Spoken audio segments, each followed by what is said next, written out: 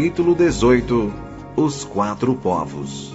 Após essas impressionantes depurações, os remanescentes humanos agrupados, cruzados e selecionados aqui e ali, por vários processos, e em cujas veias já corria dominadoramente o sangue espiritual dos exilados da capela, passaram a formar quatro povos principais, a saber, os árias na Europa, os hindus na Ásia, os egípcios na África e os israelitas na Palestina. Os árias, após a invasão da Índia, para onde se deslocaram, como vimos, sob a chefia de Rama. Aí se estabeleceram, expulsando os habitantes primitivos, descendentes dos Hutas da terceira raça, e organizando uma poderosa civilização espiritual que, em seguida, se espalhou por todo o mundo. Deles descendem todos os povos de pele branca que, um pouco mais tarde, conquistaram e dominaram a Europa até o Mediterrâneo. Os hindus se formaram de cruzamentos sucessivos entre os primitivos habitantes da região, que fecundamente proliferaram após as arremetidas dos árias para o ocidente e para o sul, e dos quais herdaram conhecimentos espirituais avançados e outros elementos civilizadores. Os egípcios, os da primeira civilização, detentores da mais dinâmica sabedoria, povo que, como diz Emmanuel, após deixar o testemunho de sua existência gravado nos monumentos imperecíveis das pirâmides, regressou ao paraíso da capela. E, finalmente, os israelitas, povo tenaz, orgulhoso, fanático, inamovível nas suas crenças, povo heróico no sofrimento e na fidelidade religiosa, do qual disse o apóstolo dos gentios: todos estes morreram na fé, sem terem recebido as promessas, porém, vendo-as de longe e abraçando-as, confessaram que eram estrangeiros e peregrinos e hóspedes na terra. Povo que até hoje padece, como nenhum outro dos exilados, por haver desprezado a luz, quando ela no seu seio privilegiado brilhou, segundo a promessa, na pessoa do Divino Senhor, o Messias. Como disse o apóstolo João, nele estava a vida, e a vida era a luz dos homens, e a luz resplandeceu nas trevas, e as trevas não a receberam.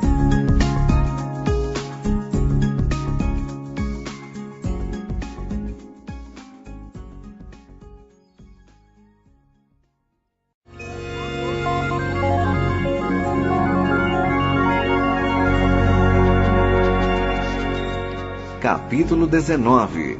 A mística da salvação.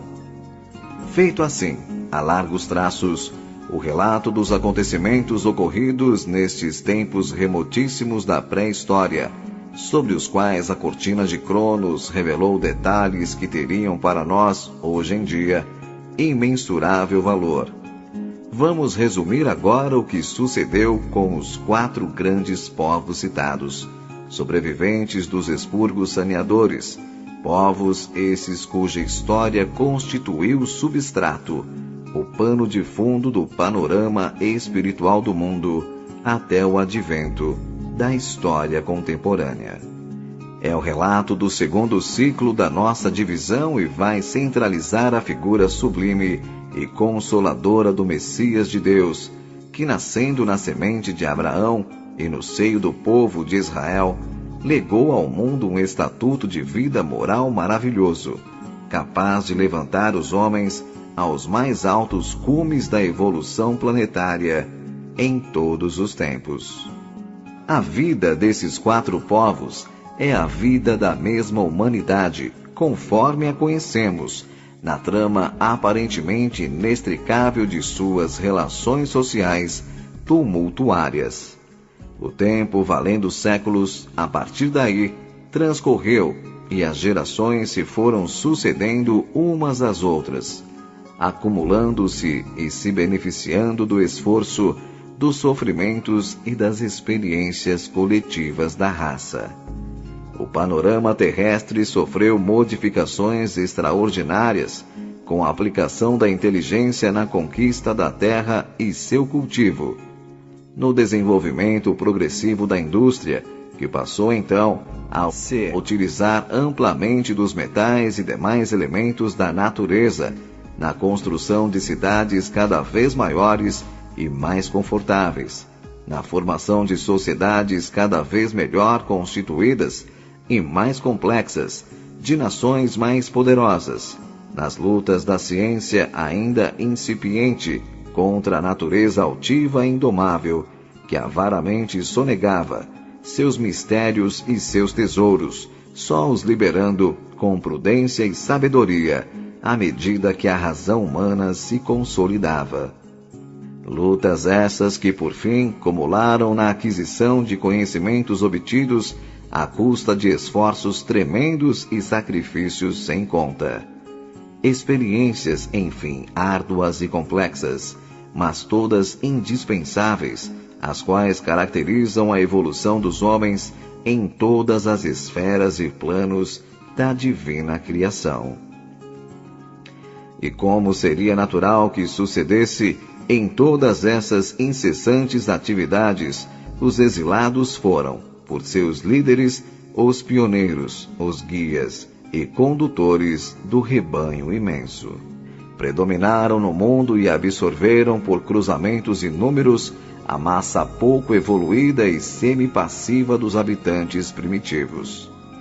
É verdade que não foi, nem tem sido possível até hoje, obter-se a fusão de todas as raças numa só, de características uniformes e harmônicas, no que respeita principalmente à condição moral, o que dá margem a que no planeta subsistam, coexistindo, tipos humanos da mais extravagante disparidade, antropófagos ao lado de santos, silvícolas ao lado de supercivilizados. Isto, todavia, se compreende e justifica ao considerar que a Terra é um orbe de expiação, onde forças diversas e todas de natureza inferior se entrechocam rumo a uma homogeneidade que só futuramente poderá ser conseguida. Mas, por outro lado, também é certo que, se não fora a benéfica enxertia representada pela imigração dos capelinos, muito mais retardada ainda seria a situação da Terra no conjunto dos mundos que compõem o seu sistema sideral, mormente no campo intelectual. Voltando, porém, àqueles recuados tempos de que estamos tratando, verificamos que, apesar das duras vicissitudes por que passaram e das alternativas de sucesso e fracasso na luta pela existência, a recordação do paraíso perdido permaneceu indelével no espírito dos infelizes degredados, robustecida, aliás, periodicamente, pelos estágios de maior lucidez espiritual que gozavam no espaço, no intervalo das sucessivas reencarnações. Sempre lhes fulgurou na alma sofredora a intuição da origem superior, dos erros do pretérito e, sobretudo, das promessas de regresso algum dia às regiões mais felizes do cosmo, por onde quer que seus passos os levassem, no lamentoso peregrinar, onde quer que levantassem, naqueles tempos, suas tendas rústicas ou acendessem seus fogos familiares, sempre, no íntimo dos corações, lhes falava a voz acariciadora da esperança, rememorando as palavras daquela entidade divina, Senhora de todo o poder, que nos páramos de luz onde outrora habitaram, os reuniu e os confortou antes do exílio, prometendo-lhes auxílio e salvação. Como narra Emmanuel, tendo ouvido a palavra do Divino Mestre antes de se estabelecerem no mundo, as raças adâmicas, nos seus grupos isolados, guardaram as reminências das promessas do Cristo, que por sua vez as fortaleceu no seio das massas, enviando-lhes periodicamente seus missionários e mensageiros. Sim, Rama, Forre, Zoroastro, Hermes, Orfeu, Pitágoras, Sócrates, Confúcio e Platão, para só nos referirmos aos mais conhecidos na história do mundo ocidental, ou o próprio Cristo planetário, em suas diferentes representações como Numo, Juno, Ânfion, Antúlio, Krishna, Moisés, Buda e, finalmente, Jesus. Esses emissários ou avatares crísticos, em vários pontos da Terra e em épocas diferentes, realmente vieram, numa sequência harmoniosa e uniforme, trazer aos homens sofredores os ensinamentos necessários ao aprimoramento dos seus espíritos, ao alargamento da compreensão e ao apressamento dos seus resgates, todos falando a mesma linguagem de redenção, segundo a época em que viveram e a mentalidade dos povos em cujo seio habitaram. Assim, pois, a lembrança do paraíso perdido e a mística da salvação pelo regresso tornaram-se comuns a todos os povos e influíram poderosamente no estabelecimento dos cultos religiosos e das doutrinas filosóficas do mundo. E ainda mais, se fortificaram e tomaram corpo. Mormente no que se refere aos descendentes de Abraão, quando Moisés a isso se referiu, de forma tão clara e evidente, na sua Gênese, ao revelar a queda do primeiro homem e a maldição que ficou pesando sobre toda a sua descendência. Ora, essa queda e essa maldição que os fatos da própria vida em geral confirmaram, e de outro lado, o peso sempre crescente dos sofrimentos coletivos deram motivo a que os degredados se convencessem de que o remédio para tal situação estava acima de suas forças, além de seu alcance, que somente por uma ajuda sobrenatural, apaziguadora da cólera celeste, poderiam libertar-se deste mundo amargurado e voltar à claridade dos mundos felizes. Fracassando como homens e seguindo os impulsos da intuição imanente, voltaram-se desesperados para as promessas do Cristo, certos de que somente por esse meio alcançariam sua libertação. Daí a crença e a esperança universais em um Messias Salvador. Mas por outro lado, isso também deu margem a que a maioria desses povos se deixassem dominar por uma perniciosa egolatria, considerando-se no gozo de privilégios que não atingiam a seus irmãos inferiores, os filhos da terra. Criaram assim cultos religiosos exclusivistas, inçados de processos expiatórios, ritos evocativos, e quanto aos hebreus, adotaram mesmo de uma forma ainda mais radical e particularizada o estigma da circuncisão para se marcarem separado como um povo eleito, predileto de Deus, destinado à bem-aventurança na terra e no céu. Por isso, como ato de apaziguamento e de submissão, em quase todas as partes do mundo, os sacrifícios de sangue, de homens e de animais, eram obrigatórios, variando as cerimônias segundo o temperamento mais ou menos brutal ou fanático dos oficiantes. Os próprios cânones mosaicos, como os conhecemos, estabeleceram esses sacrifícios sangrentos para o uso dos hebreus. E o Talmud, mais tarde, ratificou a tradição dizendo que o pecado original não podia ser apagado senão com sangue. E a tradição, se bem que de alguma forma transladada para uma concepção mais alta ou mais mística, prevalece até nossos dias, nas religiões chamadas cristãs, ao considerarem que os pecados dos homens foram resgatados por Jesus no Calvário, pelo preço do seu sangue, afastando da frente dos homens a responsabilidade inelutável do esforço próprio para a redenção espiritual. Por tudo isso, se vê quão indelével e profunda essa tradição tinha ficado gravado no espírito dos exilados, e quanta amargura lhes causava a lembrança da sentença a que estavam condenados. E a mística ainda evoluiu mais. Propagou-se a crença de que a reabilitação não seria conseguida somente com esses sacrifícios sangrentos, mas exigia, além disso, a intervenção de um ser superior, estranho à vida terrestre, de um Deus, enfim, a imolar-se pelos homens. A crença de que o esforço humano, por mais terrível que fosse, não bastaria para tão alto favor, se não fosse secundado pela ação de uma entidade gloriosa e divina, que se declarasse protetora da raça e fiadora de sua remissão. Não compreendiam no seu limitado entendimento que essa desejada reabilitação dependia unicamente deles próprios, do próprio aperfeiçoamento espiritual, da conquista de virtudes enobrecedoras, dos sentimentos de renúncia e de humildade que demonstrassem nas provas pelas quais estavam passando.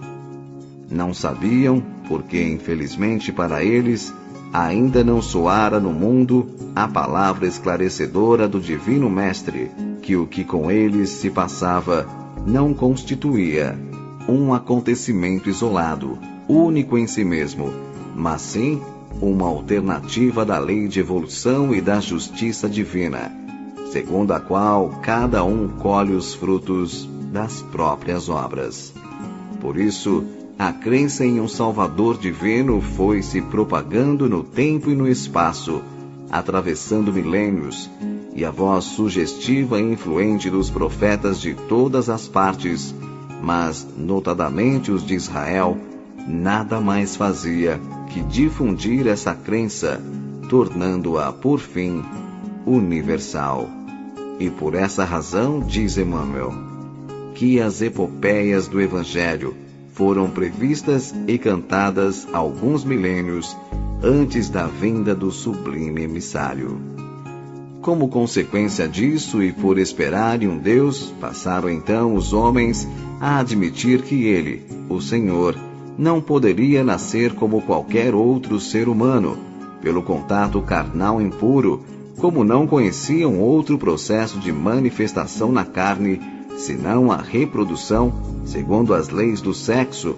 Por toda parte começou a formar-se também a convicção de que o Salvador nasceria de uma virgem que deveria conceber de forma sobrenatural. Por isso, na Índia lendária, os avatares divinos nascem de virgens. Como de virgens nasceram Krishna e Buda. No zodíaco de Rama, a virgem lá estava no seu quadrante, amamentando o filho. No Egito, a deusa Ísis, mãe de Horus, é virgem. Na China, Shengmu, a mãe santa, é virgem. Virgem foi a mãe de Zoroastro, o iluminado iniciador da Pérsia. Todas as demais tradições, como as dos druidas e até mesmo das raças nativas da América, descendentes dos Atlantes, falavam dessa concepção misteriosa e não habitual.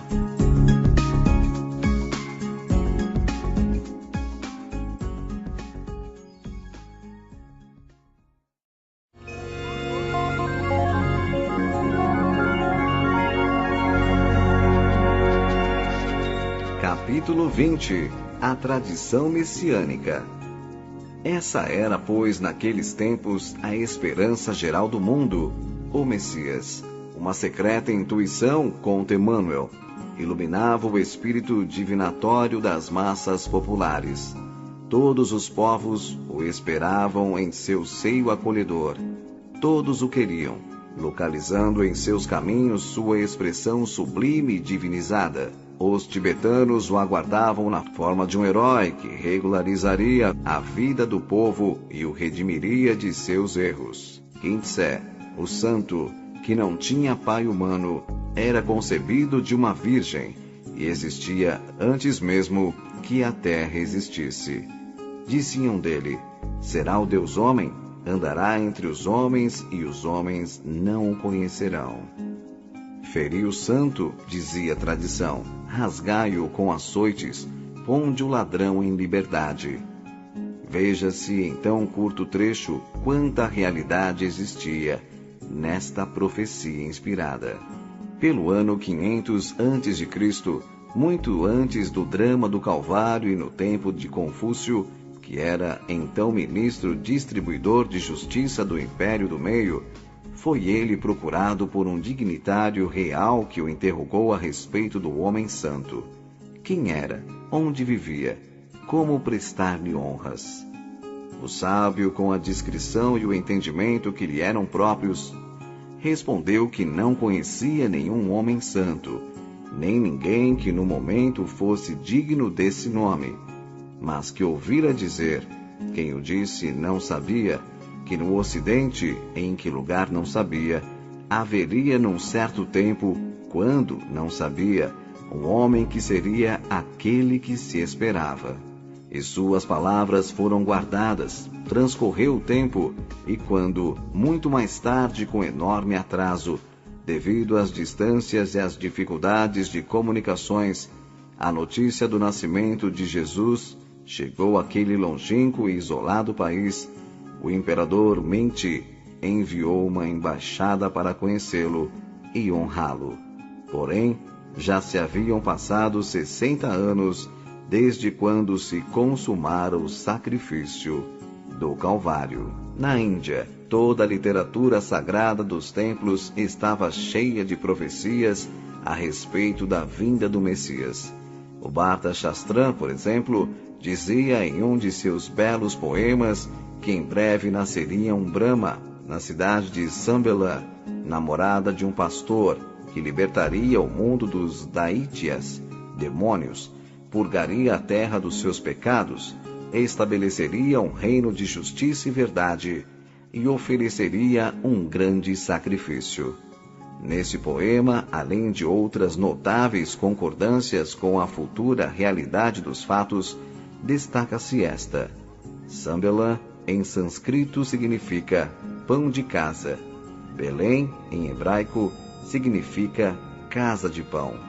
O Skanda Purana dizia que quando 3.100 anos da Kali Yuga se esgotarem, o Rei da Glória aparecerá e libertará o mundo da miséria e do mal. O Agni Purana assinalava que o poderoso espírito de retidão e de justiça apareceria em dado tempo, nascendo de uma virgem. E o Vriatkata anunciava que nasceria em breve tempo uma encarnação divina com o nome de Vikrama. Ouçamos agora a palavra profética das nações, cujos sacerdotes tinham a primazia na comunhão misteriosa com os astros.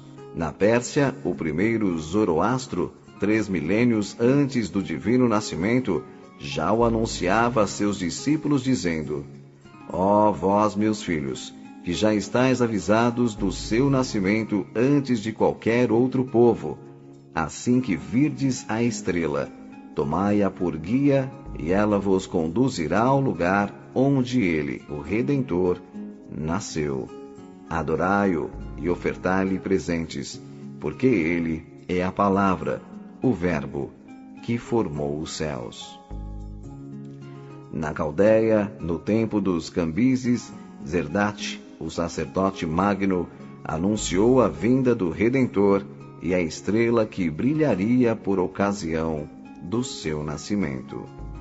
No Egito, o país das portentosas construções iniciáticas, ele era também esperado desde muito tempo. Em sua honra, os templos sacrificavam nos seus altares. Na grande pirâmide de Gizé estava gravada a profecia do seu nascimento, em caracteres hieroglíficos para conhecimento da posteridade. O tebano Pamilou, quando certa vez visitava o templo de Amon, conta que ouviu, vindo de suas profundezas, uma voz misteriosa e imperativa a bradar-lhe: Ó, tu que me ouvis, anuncia aos mortos o nascimento de Osíris, o grande rei Salvador do mundo.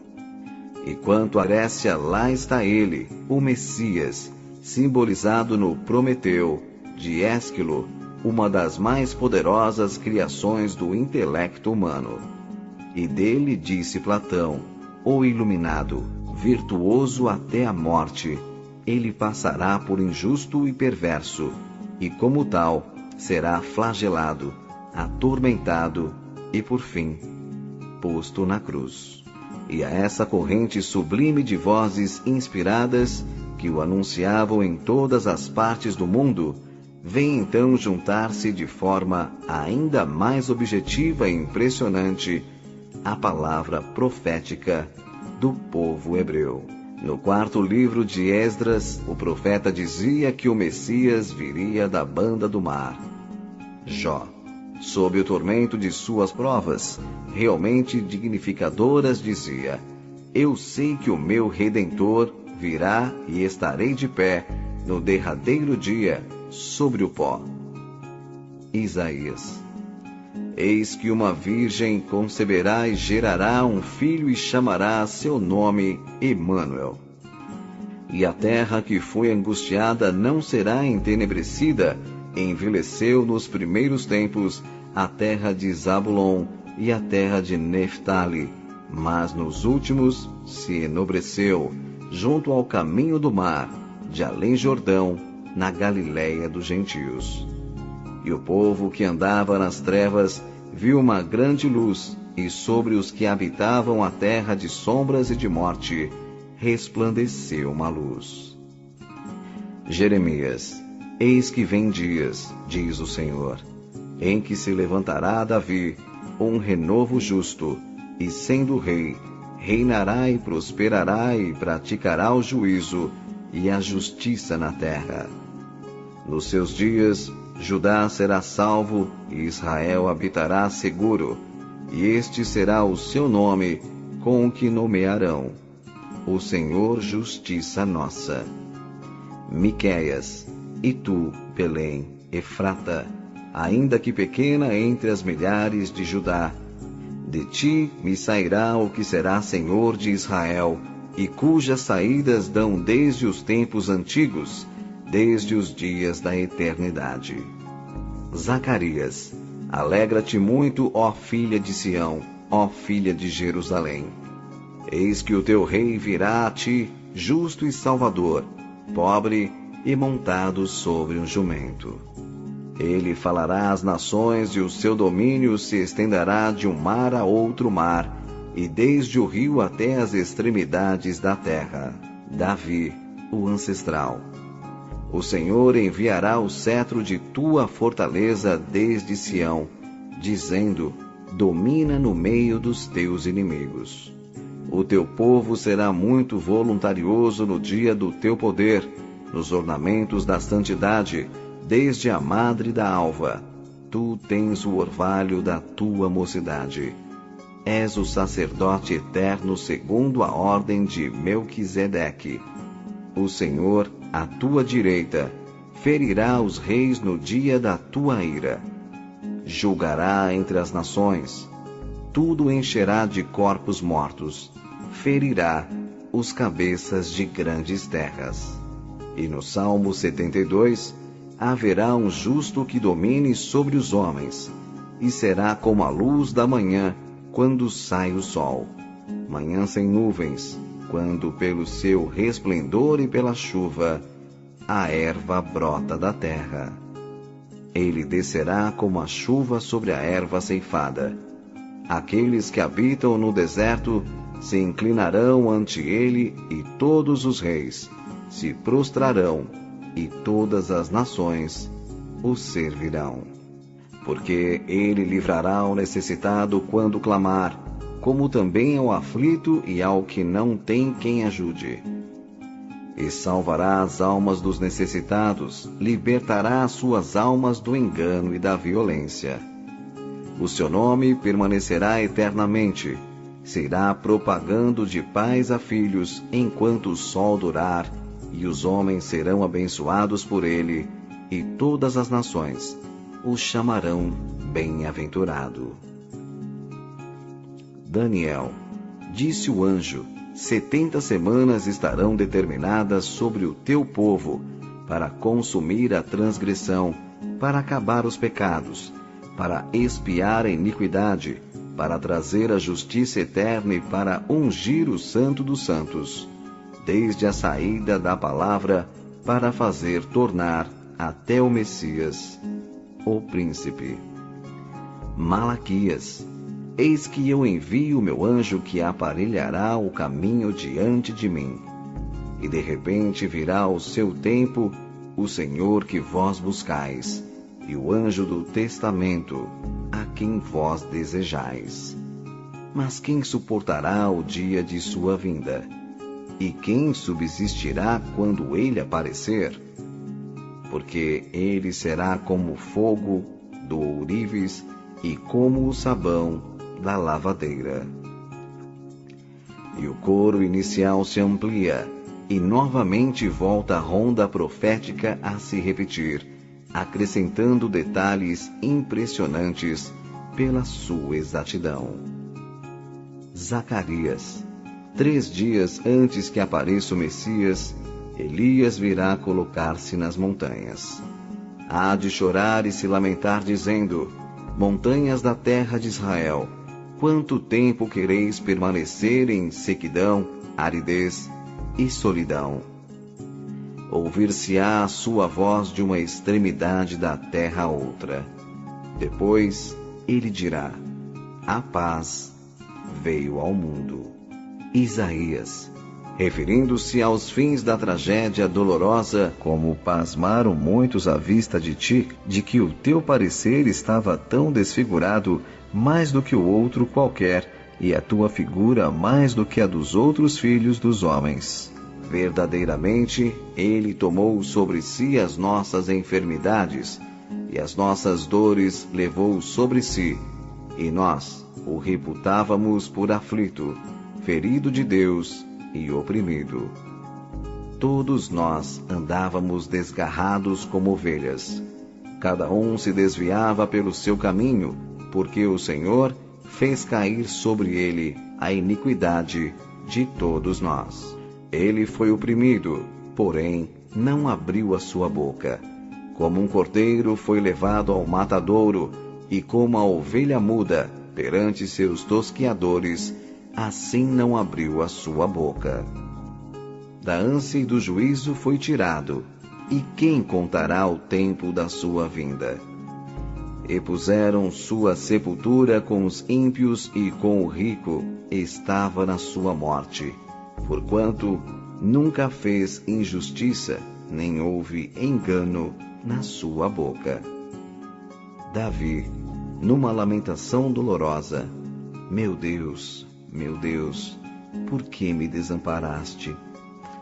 Não te alongueis de mim, pois a angústia está perto e não há quem ajude. Rodearam-me cães, o ajuntamento dos malfeitores me cercou. Transpassaram-me as mãos e os pés, e repartiram entre si os meus vestidos, e lançaram sortes sobre a minha túnica. Zacarias, mais uma vez, como o manto de perdão que cobre todos os pecados.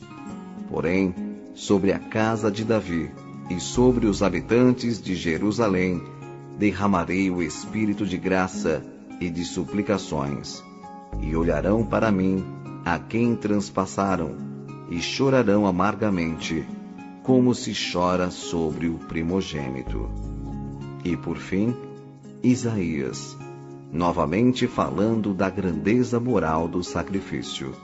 Porque derramou sua alma na morte, levou sobre si o pecado de muitos e intercedeu pelos transgressores. Entre os cristãos primitivos havia o texto chamado Davi com Sibila, conhecido como Dies Irae, referindo-se ao juízo final. E nos templos pagãos dos gregos, romanos, egípcios, caldeus e persas, como nos santuários, tantas vezes tenebrosos, onde as sibilas pontificavam, fazendo ouvir as vozes misteriosas dos manes e das pítias, Todas elas, unisonamente, profetizaram sobre o Messias esperado. Ouçamo-las, uma por uma. Cassandra, a Sibila te turbina. Nos campos de Belém, em lugar agreste, eis que uma virgem se torna mãe de um Deus. E o menino, nascido em carne mortal, suga o leite puro do seu seio casto. Ó 3 vezes feliz, tu aleitarás o Filho do Eterno, protegendo-o com os teus braços. A Sibila Europa, sob um pequeno alpendre aberto, inabitado, o Rei dos Reis nasce pobremente. Ele que tem o poder de dispor de todos os bens. Vejam, sobre o feno, seu corpo descansa. Os mortos do inferno, piedoso, tirará. Depois, triunfante, em glória, subirá aos céus. A Sibila Helespôntica, os povos não sofreram mais, como no passado.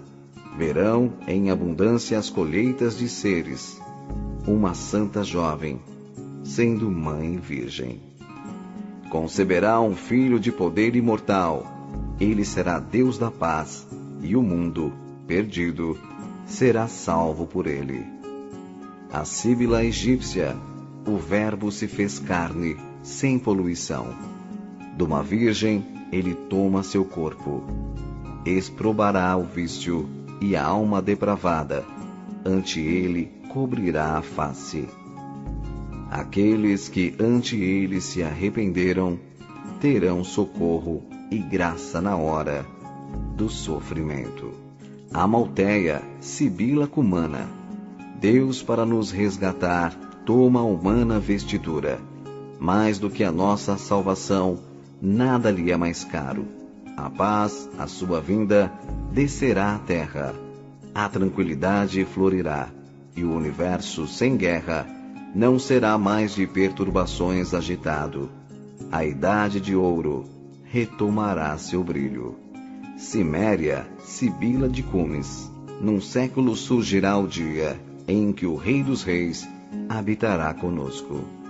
3 reis do Oriente, guiados pela luz do astro rutilante que ilumina a jornada, virão adorá-lo e humildes, prosternados, lhe oferecerão ouro, incenso e mirra. Prisca, Sibila da Eritreia, veja o Filho de Deus, vindo do Olimpo, entre os braços de uma virgem hebreia, que lhe oferece o seio puro, em sua vida viril, entre penas cruéis, sofrerá por aqueles que o fizeram nascer, mostrando que, como um pai, se afligiu por eles. A Sibila Líbica, um rei do povo hebreu será o Redentor, bom, justo e inocente. Pelo homem pecador padecerá muito. Com olhar arrogante, os escribas o acusarão de se dar como filho de Deus. Ao povo, ele ensinará, anunciando-lhe a salvação. Sambeta, Sibila Pérsica, do Filho do Eterno uma virgem será mãe. Seu nascimento trará ao mundo a vida e a salvação. Com grande modéstia, conquanto rei, montado sobre um asno, ele fará sua entrada em Solime, onde injuriado e condenado pelos maus, sofrerá a morte. Dáfne, a Sibila Délfica. Depois que alguns anos passarem, o Deus de uma virgem nascido aos homens aflitos fará luzir a esperança da redenção. Conquanto tudo possa e quão alto está o seu trono, ele sofrerá a morte, para da morte resgatar seus povos. Fito, Sibila Samiense. Eis que os santos decretos se cumprem. Entre os dias mais claros, este é, de uma bela claridade que tudo ilumina. As trevas se vão. Deus, seu Filho, nos manda para abrir nossos olhos. Eia, vede o imortal, que de espinhos se cobre, e por nós se entrega à morte. e por fim a Sibila Ancira da Frígia. O filho excelso do Pai poderoso, tendo sofrido a morte, abate-se frio, inerte, sobre o colo débil de sua mãe. Vendo-lhe o corpo dessangrado, ele sofre profundo golpe. Ei-lo, está morto. Sem ele, nós morreríamos em nossos próprios pecados.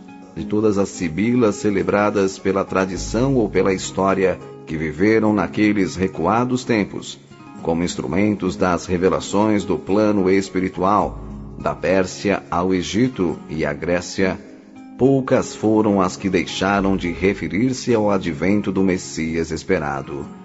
Eis quais foram: Lampúzia, a Colofoniense, descendente de Cauchas, que combateu com os gregos em Troia; Cassandra, filha de Príamo; a Sibila Epirótica, filha de Tresprótia; Manto, filha de Tirésias, célebre vidente de Tebas e Biócia, cantada por Homero; Carmenta, mãe de Evandro; Elissa, a Sibila lésbica, citada por Pausânias, que se dizia filha da ninfa Lâmia; Ártemis, irmã de Apolo, que viveu em Delfos; Hierofila, finalmente Sibila Cumana, que se avistou nos primeiros dias de Roma com Tarquínio Soberbo. E como poderiam essas mulheres inspiradas fechar os olhos à luz radiante que descia dos céus?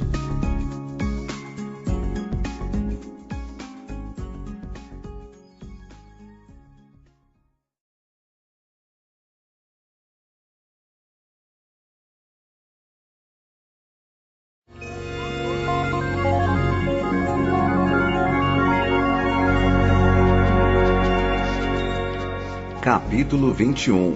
E o Verbo se fez carne. E então vieram dias nos quais, mais que nunca, havia uma aura de expectação em toda a natureza e um mudo e singular anseio no coração dos homens. As vozes dos profetas tinham soado, advertindo todo o mundo sobre o advento miraculoso, e até mesmo o local do divino nascimento já estava determinado, como vimos por Miqueias da Palestina e pelo Bharta Shastram da Índia. Estava-se no século de Augusto, sob um pleno reinado de paz e de glória. O espírito dos dominadores, saciado de vitórias e derrotas, repousava. Floresciam as artes, a literatura, a indústria e o comércio, e a charrua arroteava os campos fecundos, conduzida pelas mãos rudes e calejadas dos guerreiros e nativos. Em todos os lares, plebeus ou patrícios, as oferendas votivas se acumulavam nos altares engalanados dos deuses penates.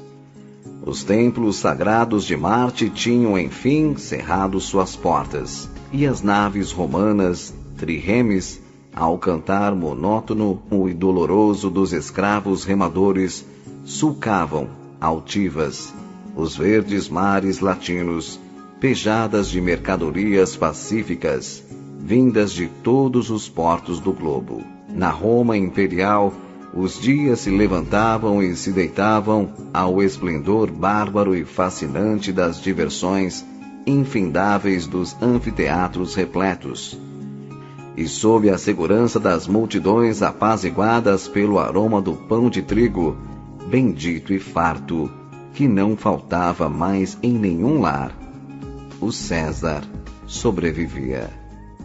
Saturado de glória efêmera e apoiado nas suas legiões invencíveis, Senhor do mundo, recebia indiferente e entediado as homenagens e as referências de todas as nações que conquistara. A ordem romana, a lei romana, a paz romana, sem contestadores, imperavam por toda parte. Mas, inexplicavelmente, envolta essa atmosfera de alegria e de abundância soprava, não se sabendo donde vinha nem para onde ia. uma aragem misteriosa e indefinível de inquietação íntima e de ansiedade, de temor insólito e de emoção. Rumores estranhos circulavam de boca em boca, de cidade em cidade, nação em nação, penetrando em todos os lares e corações, uma instituição maravilhosa e profunda de alguma coisa extraordinária que estava para acontecer, que modificaria a vida do mundo. Olhos interrogadores se voltavam de contínuo para os céus, perscrutando os horizontes em busca de sinais e evidências desse acontecimento surpreendente que se aproximava. As síbilas, oráculos e adivinhos eram consultados com mais frequência e os homens idosos, de mais experiência e bom conselho, eram procurados e ouvidos com mais respeito e reverência. Foi quando Virgílio escreveu esta profecia memorável, que tão depressa viria a ter cumprimento. Vede como todo o mundo se abala, como as terras e os vastos mares exultam de alegria, com o século que vai começar. O infante governará o mundo purificado, a serpente perecerá. E logo em seguida, como inspiradamente revelando a verdade, chegam enfim os tempos preditos pela Sibila de Cumes. Vai-se abrir uma nova série de ciclos. A Virgem já volve ao reino de Saturno. Surgirá uma nova raça. Um novo rebento desce do alto dos céus. E o grande dia então surgiu quando César, desejando conhecer a soma de seus inumeráveis súditos, determinou o censo da população de todo o seu vasto império. Então, José, carpinteiro modesto e quase desconhecido da pequena vila de Nazaré, na Galiléia dos gentios e natural de Belém, tomou de sua esposa Miriam, que estava grávida, e empreendeu a jornada inesquecível. Por serem pobres e humildes, aceitaram o auxílio de amigos solícitos e abrigaram-se em um estábulo de granja. Ali, então, o grande fato da história espiritual do mundo sucedeu. Aquele que devia redimir a humanidade de seus males foi ali exposto, envolto apressadamente em panos pobres, e seus primeiros vagidos foram emitidos em pleno desconforto, salvo que lhe vinha de desvelada assistência dos seus genitores. O mesmo desconforto, aliás, que o acompanharia em todos os dias de sua vida, que o levou a dizer mais tarde, já em pleno exercício de sua missão salvadora: o Filho do Homem não tem onde repousar a cabeça. O Espírito glorioso divino deu assim ao mundo, desde o nascer, um exemplo edificante de humildade e de desprendimento, o desejado de todos os povos, o reclamado por todos os corações e anunciado por todos os profetas, em todas as línguas do mundo, então conhecido, nasceu assim, quase ignorado numa casa humilde, para que o evangelho que ia mais tarde pregar, de renúncia e de fraternidade, recebesse dele mesmo, desde os primeiros instantes, tão patético e comovente testemunho. Emocionante momento esse. A estrela dos sacerdotes caldaicos se levantara no horizonte. O Verbo se fizera carne e, descendo à terra, habitara entre os homens. O sol, em seu giro fecundante, gloriosamente entrava em peixes, e a ampulheta do tempo, nesse instante, marcou o encerramento de um ciclo que teve início, como já vimos, com a depuração espiritual do mundo, após a comunhão de espíritos do céu e da terra, a queda de uns servindo a elevação de outros, visando a unidade, que é a consumação fundamental da criação divina.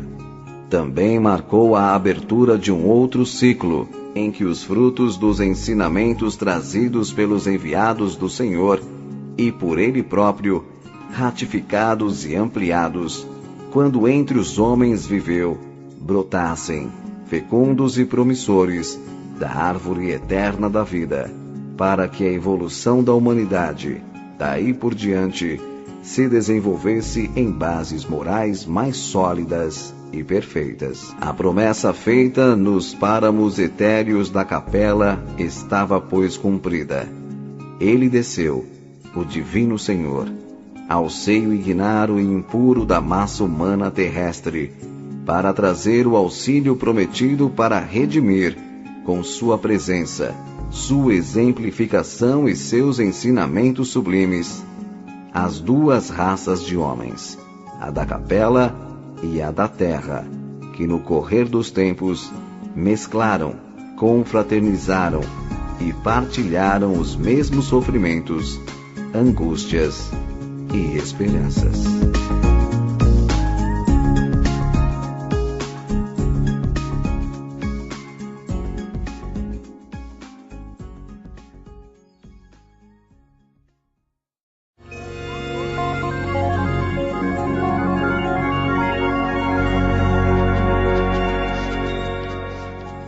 Capítulo 22. A passagem do milênio.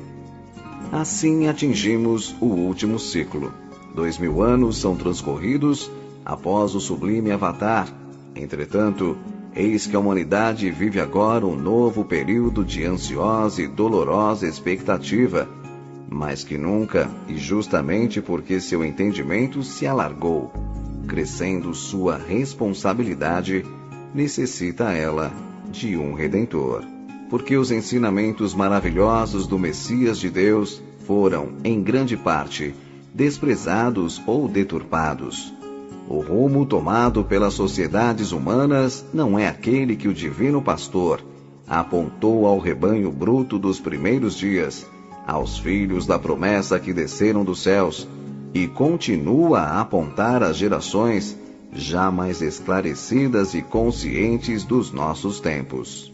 Os homens se desviaram por maus caminhos e se perderam nas sombras da maldade e do crime. Como da primeira vez, os degredados e seus descendentes deixaram-se corromper pelas paixões e foram dominados pelas tentações do mundo material. Sua inteligência, grandemente desenvolvida no transcorrer dos séculos, foi aplicada na conquista de bens perecíveis.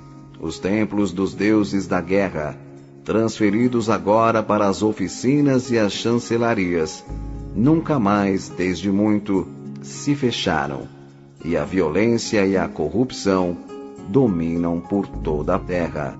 O amálgama das raças e sua espiritualização na unidade, que era a tarefa planetária dos exilados, não produziram os desejados efeitos, pois que parte da humanidade vive e se debate na voragem nefanda da morte, destruindo-se mutuamente, enquanto muitos dos filhos da terra ainda permanecem na mais lamentável barbárie e na ignorância de suas altas finalidades evolutivas.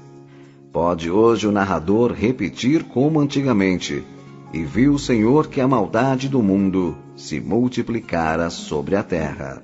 Por isso agora, ao nos avizinharmos do encerramento deste ciclo, nossos corações se confrangem e atemorizam. Tememos o dia do novo juízo, quando Cristo, sentado no seu trono de luzes, pedir-nos contas de nossos atos. Porque está escrito: para se cumprir como tudo mais se tem cumprido, o Filho do Homem será o juiz. Pois como o Pai tem em si mesmo a vida, concede também ao Filho possuir a vida em si. Igualmente deu-lhe o poder de julgar, porque é o Filho do Homem. Não virá ele, é certo, conviver conosco novamente na terra, como nos tempos apostólicos, mas conforme estiver presente ou ausente em nossos corações, naquilo que ensinou e naquilo que essencialmente ele mesmo é, a saber, sabedoria, amor e pureza, assim seremos nós, apartados uns dos outros. Já dissemos e mostramos que de tempos em tempos, periodicamente a humanidade atinge um momento de depuração, que é sempre precedido de um expurgo planetário, para que dê um passo avante em sua rota evolutiva. Estamos agora vivendo novamente um período desses, e nos planos espirituais superiores já se instala o Divino Tribunal. Seu trabalho consiste na separação dos bons e dos maus, dos compatíveis e incompatíveis com as novas condições de vida que devem reinar na Terra futuramente. No Evangelho, como já dissemos, está claramente demonstrada pelo próprio Mestre a natureza do veredito. Passarão para a direita os espíritos julgados merecedores de acesso, aqueles que pelo seu próprio esforço conseguiram a necessária transformação moral, os que então incapazes de ações criminosas conscientes, os que tiveram dominado os instintos da violência, pela paz, do egoísmo, pelo desprendimento, da ambição, pela renúncia, da sensualidade, pela pureza. Todos aqueles, enfim, que possuírem em seus perispíritos a luminosidade reveladora da renovação, esses passarão para a direita. Poderão fazer parte da nova humanidade redimida. Habitarão o mundo purificado do terceiro milênio, onde imperarão novas leis, novos costumes, nova mentalidade social, e no qual os povos, pela sua elevada conduta moral, tornarão uma realidade viva os ensinamentos do Messias. Quanto aos demais, aqueles para os quais as luzes da vida espiritual ainda não se acenderam, esses passarão para a esquerda, serão relegados a mundos inferiores, afins, onde viverão imersos em provas mais duras e acerbas, prosseguindo na expiação de seus erros com os agravos da obstinação. Todavia, a misericórdia, como sempre, os cobrirá, pois terão como tarefa redentora o auxílio e a orientação das humanidades retardadas desses mundos, com vistas ao apressamento de sua evolução coletiva. Então, como sucedeu com os capelinos em relação à terra, assim sucederá com os terrícolas em relação aos orbes menos felizes, para onde forem degradados, e perante os quais, como antigamente sucedeu, transformar-se-ão em filhos de Deus, em anjos decaídos. E o Senhor disse, em verdade vos digo, e o Senhor disse, em verdade vos digo, que não passará esta geração sem que todas estas coisas aconteçam. Em sua linguagem sugestiva e alegórica, referia-se o Mestre a esta geração terrena, formada por todas as raças, cuja evolução vem da noite dos tempos, nos períodos geológicos, alcança os nossos dias e prosseguirá pelo tempo adiante. Não passará, quer dizer, não ascenderá na perfectibilidade, não habitará mundos melhores, não terá vida mais feliz, antes que redima os erros do pretérito e seja submetida ao selecionamento que se dará neste fim de ciclo que se aproxima. Assim, o expurgo desses nossos tempos, que já está sendo iniciado nos planos etéreos, promoverá o alijamento de espíritos imperfeitos para outros mundos, e ao mesmo tempo a imigração de espíritos de outros orbes para este. Os que já estão vindo agora, formando uma geração de crianças tão diferentes de tudo quanto tínhamos visto até o presente, são espíritos que vão tomar parte nos últimos acontecimentos deste período de transição planetária, que antecederá a renovação em perspectiva. Porém, os que vierem em seguida serão já os da humanidade renovada, os futuros homens da intuição, formadores de nova raça, a sexta, que habitará o mundo do terceiro milênio. Já estão descendo à terra os espíritos missionários, auxiliares do Divino Mestre, encarregados de orientar as massas e ampará-las nos tumultos e nos sofrimentos coletivos, que vão entenebrecer a vida planetária nestes últimos dias do século.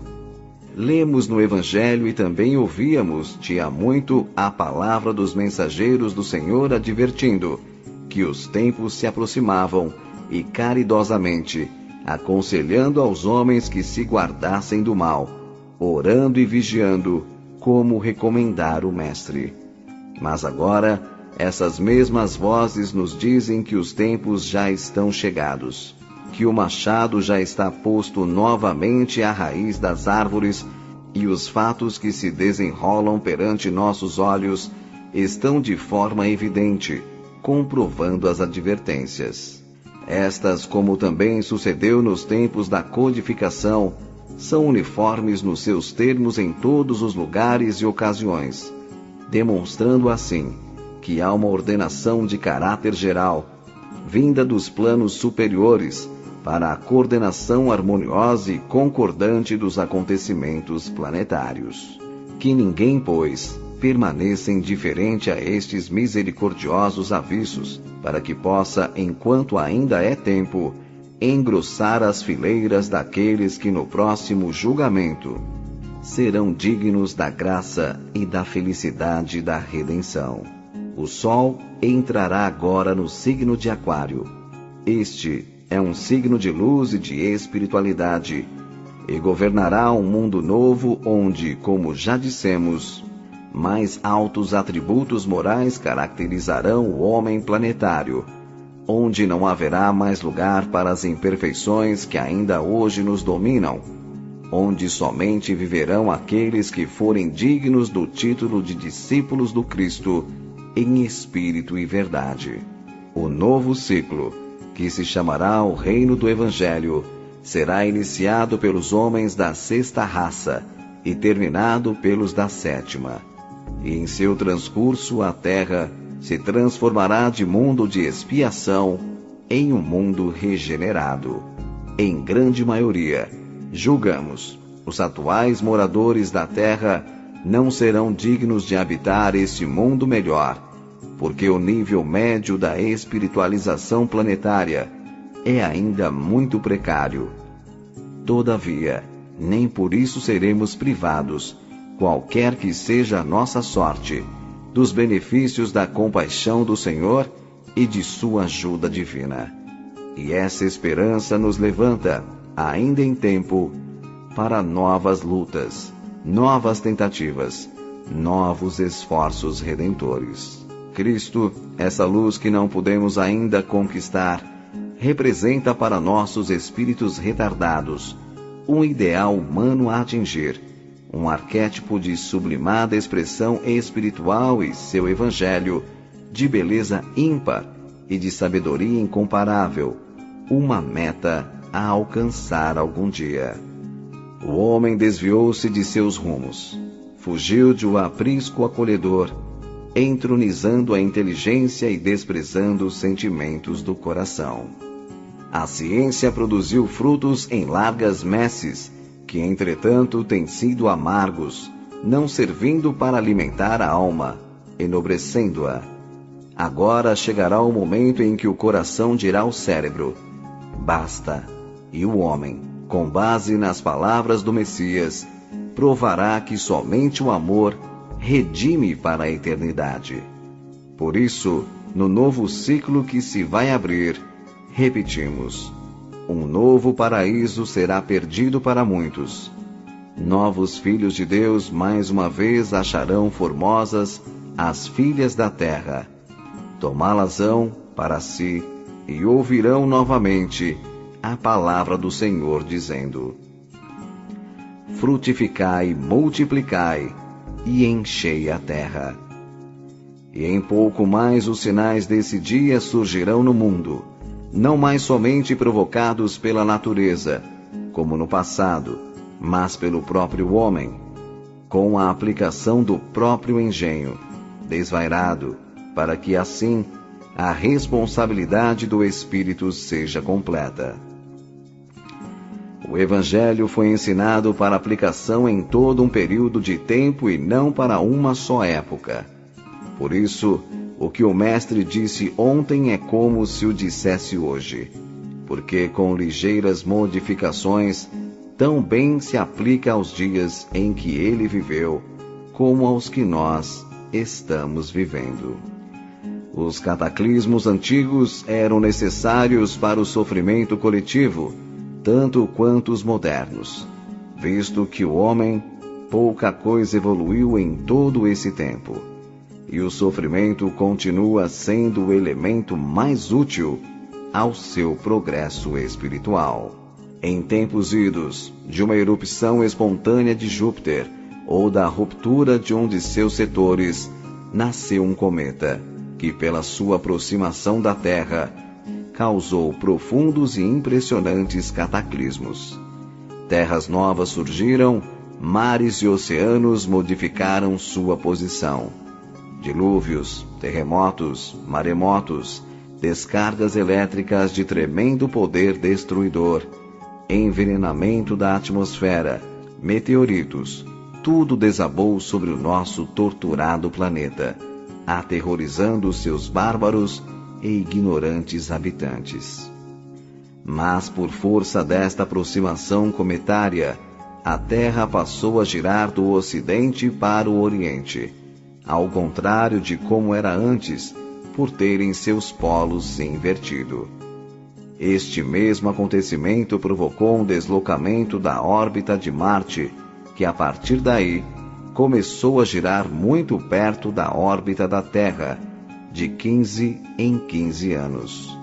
Segundo outras hipóteses, muito tempo atrás, antes da vinda do Mestre, Marte passou tão perto que provocou, também, inúmeros e temerosos cataclismos.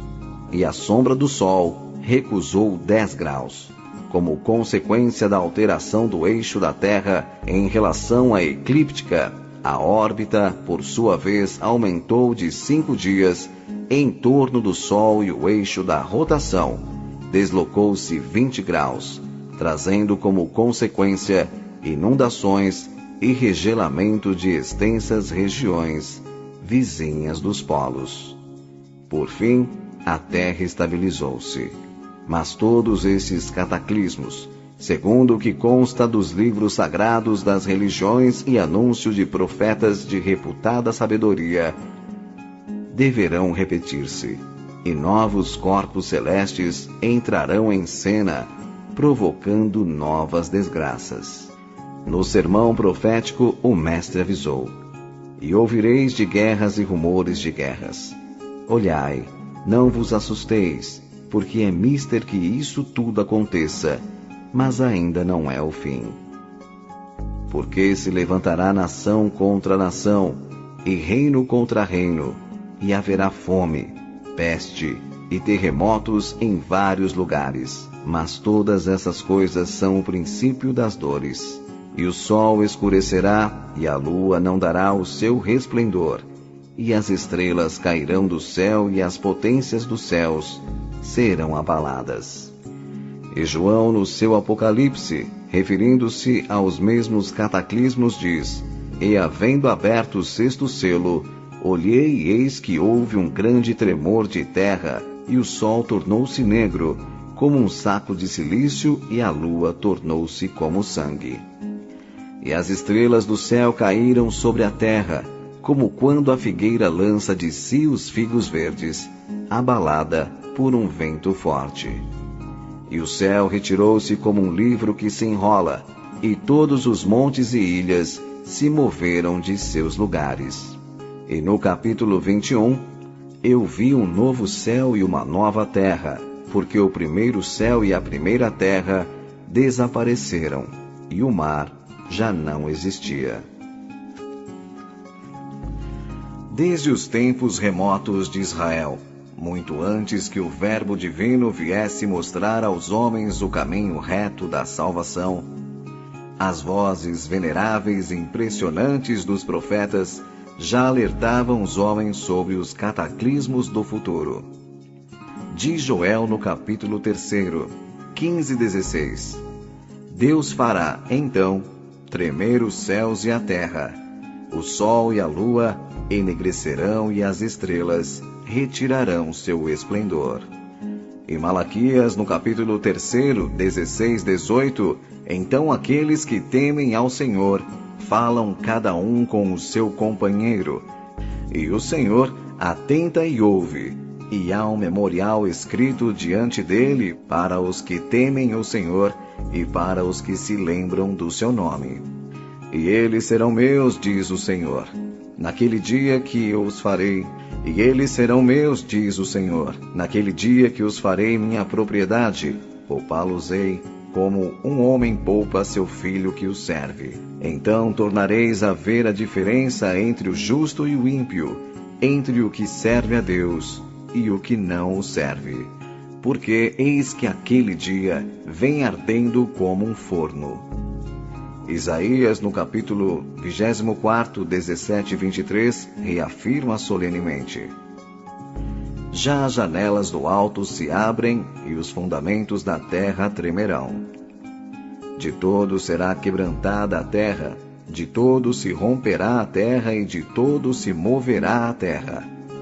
De todo se balanceará a terra como o bêbado, e será movida e removida como a choça da noite.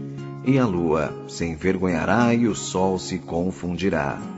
E o apóstolo Pedro, na sua segunda epístola, capítulo 3, 12, diz, rematando estas profecias: Os céus incendiados se desfarão e os elementos ardendo se fundirão. A terra e todas as obras que nela há serão queimadas. Pois todas estas profecias se aplicam aos nossos tempos e são corroboradas pela própria ciência astronômica. Por outro lado, as profecias, a começar do sermão profético de Jesus, todas se referem a alterações no funcionamento do Sol e da Lua, e consultando, agora, Nostradamus, o célebre médico e astrólogo francês, falecido em 1566, vemos que ele confirma, séculos depois, as profecias israelitas, acrescentando-lhes detalhes impressionantes.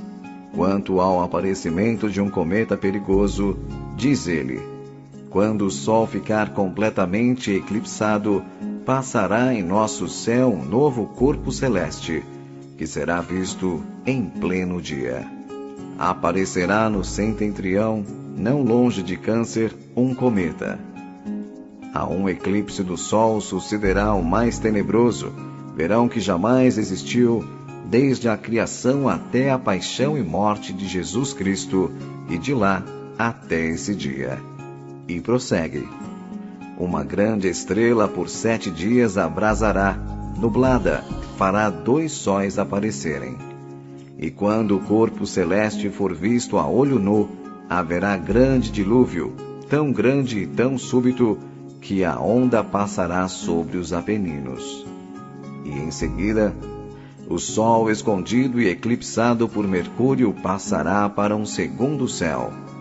Ao aproximar-se da Terra, o seu disco aparecerá 2 vezes maior que o Sol, e os planetas também aparecerão maiores e baixarão de grau. Uma grande translação se produzirá, de tal modo que julgarão a Terra fora de sua órbita e abismada em trevas eternas. A Lua, escurecida em profundas trevas, ultrapassa seu irmão na cor da ferrugem. Por causa da Lua dirigida por seu anjo, o céu desfará as inclinações com grande perturbação. Tremerá a terra com a modificação, levantando a cabeça para o céu. Quer dizer, a aproximação da Lua influirá para que a Terra perca a inclinação atualmente existente de 23 graus e 28 polegadas sobre a eclíptica, voltando à posição vertical. E isto, como bem se percebe, trará tremendas alterações sobre a disposição das terras e das águas sobre a crosta. Ouçamos agora uma voz profética do espaço em mensagens mediúnicas. Como auxiliares dos senhores de mundos, existem legiões de espíritos eminentemente sábios e altamente poderosos, que planejam o funcionamento dos sistemas siderais com milhões de anos de antecedência.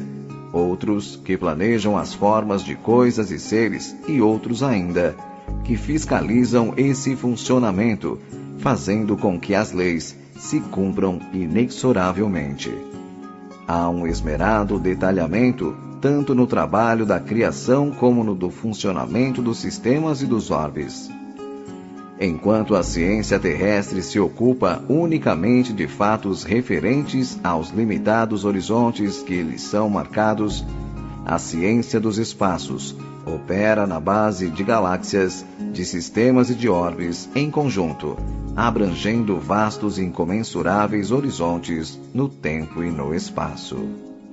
No que se respeita aos astros individualmente e aos sistemas, a supervisão destes trabalhos compete a espíritos da esfera crística, que na hierarquia celestial se conhecem como senhores de mundos.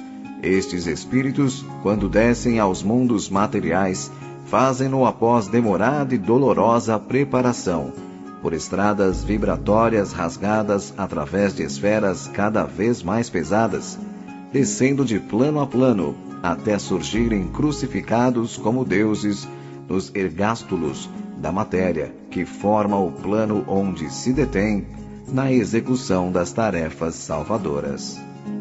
A vida humana, nos mundos inferiores, por muito curta que seja, não permite que os espíritos encarnados percebam a extensão, a amplitude e a profundidade das sublimes atividades desses altíssimos espíritos. Seria preciso unir muitas vidas sucessivas, numa sequência de milênios, para ter um vislumbre, conquanto ainda ínfimo, desse trabalho criativo e funcional que se opera no campo da vida infinita. Os períodos de expurgo estão também previstos neste planejamento imenso. Quando os orbes se aproximam desses períodos, entram em uma fase de transição durante a qual aumenta enormemente a intensidade física e emocional da vida dos espíritos encarnados. Ali, quase sempre de baixo teor vibratório, vibração essa que se projeta maleficamente na aura própria do orbe e nos planos espirituais, que lhes são adjacentes, produz-se uma onda de magnetismo deletério que exige um processo, quase sempre violento e drástico, de purificação geral. Estamos agora em pleno regime de um período destes. O expurgo que se aproxima será feito em grande parte com auxílio de um astro 3.200 vezes maior que a Terra, que para aqui se movimenta rapidamente há alguns séculos, e sua influência já começou a se exercer sobre a Terra de forma decisiva, quando o calendário marcou o início do segundo período deste século. Essa influência irá aumentando progressivamente até esta época, que será para todos os efeitos o momento crucial desta dolorosa transição. Como sua órbita é oblíqua em relação ao eixo da Terra, quando se aproximar mais, pela força magnética de sua capacidade de atração de massas, promoverá a verticalização do eixo, com todas as terríveis consequências que este fenômeno produzirá. Por outro lado, quando se aproximar, também sugará da aura terrestre todas as almas que afinem com ele no mesmo teor vibratório de baixa tensão. Ninguém resistirá à força tremenda de sua vitalidade magnética, da crosta, do umbral e das trevas. Nenhum espírito se salvará dessa tremenda atração e será arrastado para o bojo incomensurável do passageiro descomunal. Com a verticalização do eixo da Terra, profundas mudanças ocorrerão. Maremotos, terremotos, afundamento de terras, elevação de outras, erupções vulcânicas, degelos e inundações de vastos territórios planetários, profundas alterações atmosféricas e climáticas, fogo e cinzas, terror e morte por toda a parte. Mas passados os tormentosos dias, os polos se tornarão novamente habitáveis e a Terra se renovará em todos os sentidos, reflorescendo a vida humana em condições mais perfeitas e mais felizes. A humanidade que verá habitá-la será formada de espíritos mais evoluídos, já afiliados às hostes do Cristo, amanhadores de sua seara de amor e de luz, evangelizados, que já desenvolveram em apreciável grau as formosas virtudes da alma, que são atributos de discípulos. Milhares de condenados já estão sentindo, na crosta e nos espaços, a atração terrível, o fascínio desse abismo que se aproxima, e suas almas já se tornam inquietas e aflitas. Por toda a parte do mundo, a paz, a serenidade, a confiança, a segurança desapareceram, substituídas pela angústia, pelo temor, pelo ódio. E haverá dias, muito próximos, em que verdadeiro pânico tomará conta das multidões, como epidemias contagiantes e velozes. A partir de agora, diz a mensagem, a população do orbe tenderá a diminuir com os cataclismos da natureza e com as destruições inconcebíveis provocadas pelos próprios homens. No momento final do expurgo, somente uma terça parte da humanidade se encontrará ainda encarnada.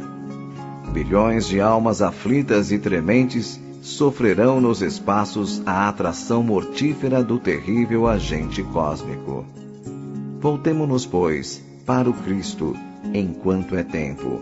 Filiemo-nos entre os que o servem, com humildade e amor, servindo ao próximo, e abramos os nossos corações amplamente, amorosamente, para o sofrimento do mundo, do nosso mundo. Ouçamos agora a ciência do mundo atual. Segundo revelações conhecidas, vindas do plano espiritual em várias datas, os acontecimentos previstos para este fim de ciclo evolutivo, diariamente, vão se aproximando, e seus primeiros sinais podemos verificar a simples observação do que se passa no mundo que nos rodeia, tanto no setor humano, como no da natureza. Segundo revelações novas, provindas do mesmo plano, o começo crítico desses acontecimentos se dará em 1984, mas como são revelações que vêm através da mediunidade, muita gente, inclusive espíritas, não lhes dão muita atenção. Mas sucede que agora a própria ciência materialista está trazendo seu contributo e confirmações, sobretudo na parte referente às atividades astronômicas e geofísicas. As últimas publicações prenunciam para 1983 terríveis acontecimentos revelados por cientistas da Universidade do Colorado nos Estados Unidos e de Sydney, na Austrália. E dizem que se está encaminhando um alinhamento de planetas do nosso sistema em um dos lados do Sol, que isso provocará um aumento considerável de manchas solares e de labaredas, de dimensões inusitadas, que impulsionarão o vento solar, correntes volumosas de radiações e de partículas atômicas, que se projetarão sobre a Terra, colidindo com sua atmosfera, criando auroras, formando tempestades violentas que perturbarão o ritmo de rotação do planeta, modificando o ângulo de sua inclinação sobre a órbita, com as terríveis consequências que estes fenômenos provocarão.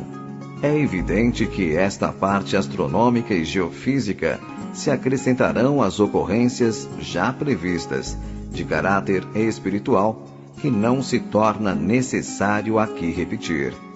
No fim deste século, o clima em todo o mundo estará mais quente, o nível dos oceanos estará mais elevado e os ventos mudarão de direção.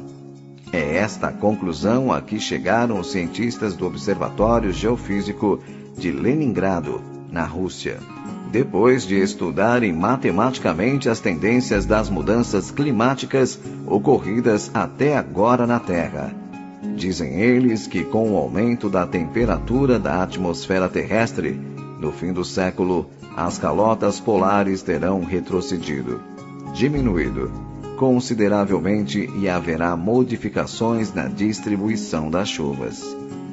Estes prenúncios científicos destacam justamente os pontos mais marcantes das previsões espirituais que têm sido reveladas aos homens encarnados pelo plano espiritual, através de médiuns de confiança que asseguram a necessária autenticidade das comunicações.